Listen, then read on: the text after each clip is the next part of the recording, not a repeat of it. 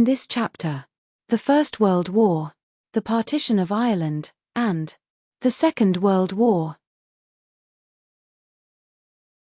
The First World War. The early 20th century was a time of optimism in Britain.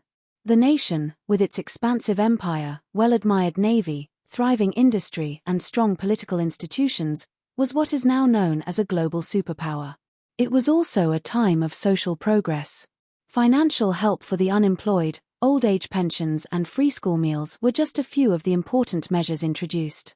Various laws were passed to improve safety in the workplace, town planning rules were tightened to prevent the further development of slums, and better support was given to mothers and their children after divorce or separation.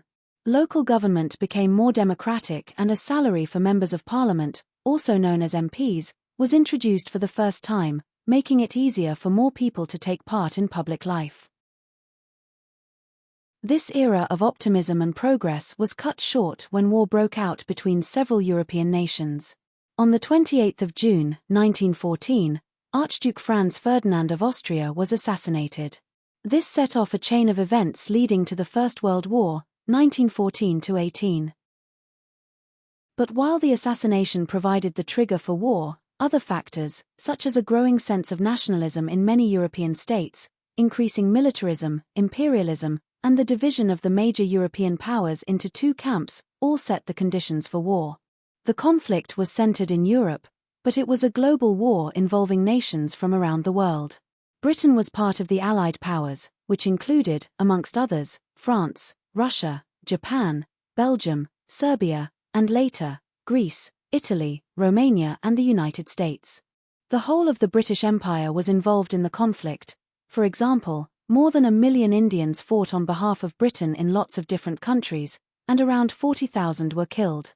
Men from the West Indies, Africa, Australia, New Zealand and Canada also fought with the British. The Allies fought against the Central Powers, mainly Germany, the Austro-Hungarian Empire, the Ottoman Empire and later, Bulgaria. Millions of people were killed or wounded, with more than 2 million British casualties. One battle, the British attack of the Somme in July 1916, resulted in about 60,000 British casualties on the first day alone. The First World War ended at 11 a.m. on the 11th of November, 1918 with victory for Britain and its allies. The partition of Ireland. In 1913, the British government promised Home Rule for Ireland. The proposal was to have a self-governing Ireland with its own parliament but still part of the UK. A Home Rule Bill was introduced in Parliament. It was opposed by the Protestants in the north of Ireland, who threatened to resist Home Rule by force. The outbreak of the First World War led the British government to postpone any changes in Ireland. Irish nationalists were not willing to wait, and in 1916 there was an uprising, the Easter Rising, against the British in Dublin. The leaders of the uprising were executed under military law. A guerrilla war against the British Army and the police in Ireland followed. In 1921 a peace treaty was signed and in 1922, Ireland became two countries. The 6 countries in the north which were mainly Protestant remained part of the UK under the name Northern Ireland. The rest of Ireland became the Irish Free State. It had its own government and became a republic in 1949. There were people in both parts of Ireland who disagree with the split between the north and the south. They still wanted Ireland to be one independent country. Years of disagreement led to a terror campaign in Northern Ireland and elsewhere. The conflict between those wishing for full Irish independence and those wishing to remain loyal to the British government is often referred to as the Troubles. They're just very different. Everything's different here. The interwar period. In the 1920s, many people's living conditions got better. There were improvements in public housing and new homes were built in many towns and cities. However, in 1929, the world entered the Great Depression and some parts of the UK suffered mass unemployment. The effects of the Depression of the 1930s were felt differently in different parts of the UK. The traditional heavy industries such as shipbuilding were badly affected, but new industries, including the automobile and aviation industries, developed. As prices generally fell, those in work had more money to spend. Car ownership doubled from 1 million to 2 million between 1930 and 1939. In addition, many new houses were built. It was also a time of cultural blossoming, with writers such as Graham Greene and Evelyn Waugh prominent. The economist John Maynard Keynes published influential new theories of economics. The BBC started radio broadcasts in 1922 and began the world's first regular television service in 1936.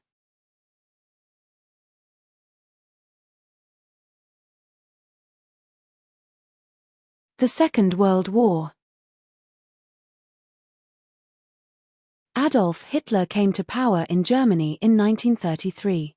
He believed that the conditions imposed on Germany by the Allies after the First World War were unfair. He also wanted to conquer more land for the German people.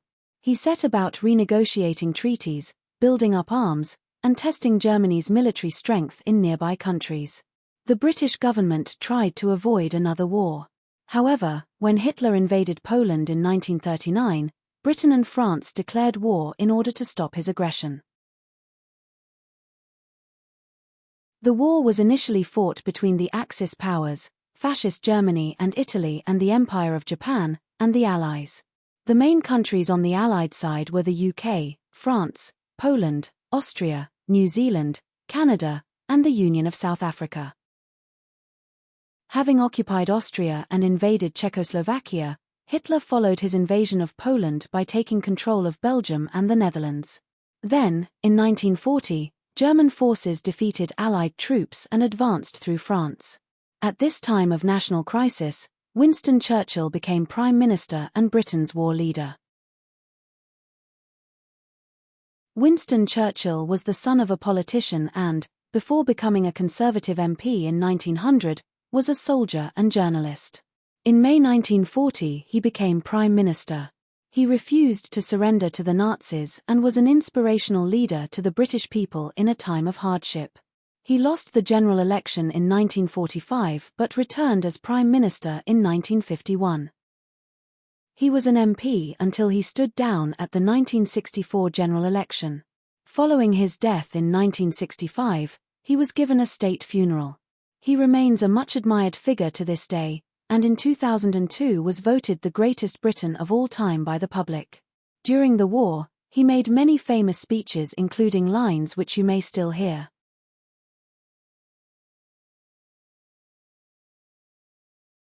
I have nothing to offer but blood, toil, tears and sweat. Churchill's first speech to the House of Commons after he became Prime Minister, 1940. We shall fight on the beaches. We shall fight on the landing grounds. We shall fight in the fields and in the streets. We shall fight in the hills. We shall never surrender. Speech to the House of Commons after Dunkirk, 1940. Never in the field of human conflict was so much owed by so many to so few. Speech to the House of Commons during the Battle of Britain, 1940. As France fell, the British decided to evacuate British and French soldiers from France in a huge naval operation. Many civilian volunteers in small pleasure and fishing boats from Britain helped the Navy to rescue more than 300,000 men from the beaches around Dunkirk. Although many lives and a lot of equipment were lost, the evacuation was a success and meant that Britain was better able to continue the fight against the Germans. The evacuation gave rise to the phrase the Dunkirk spirit. We have to go to Dunkirk first. I'm not going back. From the end of June 1940 until the German invasion of the Soviet Union in June 1941, Britain and the Empire stood almost alone against Nazi Germany. Hitler wanted to invade Britain, but before sending in troops, Germany needed to control the air campaign against Britain, but the British resisted with their fighter planes and eventually won the crucial aerial battle against the Germans, called the Battle of Britain, in the summer of 1940. The most important planes used by the Royal Air Force in the Battle of Britain were the Spitfire and the Hurricane, which were designed and built in Britain. Despite this crucial victory, the German Air Force was able to continue bombing London and other British cities at night time. This was called the Blitz. Coventry was almost totally destroyed and a great deal of damage was done in other cities, especially in the East End of London. Despite the destruction, there was a strong national spirit of resistance in the UK. The phrase "the Blitz spirit" is still used today to describe Britons pulling together in the face of adversity. At the same time as defending Britain, the British military was fighting the Axis on many other fronts. In Singapore, the Japanese defeated the British and then occupied Burma, threatening India. The United States entered the war when the Japanese bombed its naval base at Pearl Harbor in December 1941. That same year, Hitler attempted the largest invasion in history by attacking the Soviet Union. It was a fierce conflict, with huge losses on both sides. German forces were ultimately repelled by the Soviets, and the damage they sustained proved to be a pivotal point in the war. The Allied forces gradually gained the upper hand, winning significant victories in North Africa and Italy. German losses in the Soviet Union, combined with the support of the Americans, meant that the Allies were eventually strong enough to attack Hitler's forces in Western Europe. On 6 June 1944, Allied forces landed in Normandy. This event is often referred to as D-Day. Following victory on the beaches of Normandy, the Allied forces pressed on through France and eventually into Germany. The Allies comprehensively defeated Germany in May 1945. The war against Japan ended in August 1945 when the United States dropped its newly developed atom bombs on the Japanese cities of Hiroshima and Nagasaki. Scientists led by New Zealand-born Ernest Rutherford, working at Manchester and then Cambridge University, were the first to split the atom. Some British scientists went on to take part in the Manhattan Project in the United States, which developed the atomic bomb. The war was finally over. But I can run the Manhattan Project. Born in Scotland, Alexander Fleming moved to London as a teenager and later qualified as a doctor. He was researching influenza, the flu, in 1928 when he discovered penicillin. This was then further developed into a usable drug by the scientists Howard Florey and Ernst Chain. By the 1940s it was in mass production. Fleming won the Nobel Prize in Medicine in 1945. Penicillin is still used to treat bacterial infections today. Don't thank me. Thank penicillin. Have you understood all of the following? What happened during the First World War? The partition of Ireland and the establishment of the UK as it is today, and the events of the Second World War. Thanks for watching. See you in the next chapter.